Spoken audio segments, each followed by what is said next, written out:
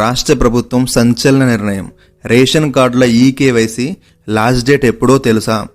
రాష్ట్రంలో రేషన్ కార్డుల లబ్ధిదారులకి ప్రభుత్వం అప్డేట్ ఇచ్చింది. గత 2 నెలలుగా కొనసాగుతున్న రేషన్ కార్డు ఈకేవైసీ ప్రక్రియని త్వరలో ముగించనుంది. ఈ మేరకు పౌర సరఫరాల శాఖ కమిషనర్ దేవేందర్ సింగ్ చౌహాన్ ఉత్తర్వులు జారీ చేశారు. లబ్ధిదారుల ఈకేవైసీని ఈ నెల అనగా జనవరి 31, 2024కి తుది గడువు నిర్ణయించారు. సరుకుల దుర్వినియోగాన్ని అరికట్టేందుకు నో యువర్ కస్టమర్ పేరుతో రేషన్ కార్డుల వెరిఫికేషన్ కొనసాగిస్తుంది. ఒకప్పుడు రేషన్ కార్డులో పేరున్న ప్రతి ఒక్కరికి రేషన్ ఇచ్చేవారు. కానీ గడిచిన 9 ఏళ్లలో రేషన్ కార్డు లిస్టులో ఉన్న ఎంతో మంది చనిపోగా మరికొందరు పెళ్లిళ్లు చేసుకుని అత్తవారింటికి వెళ్ళిపోయారు.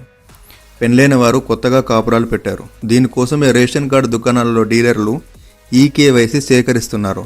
దీనికోసం ఆధార్ కార్డు, వేలిముద్రలు, కంటిపాప గుర్తింపును తీసుకోనున్నారు.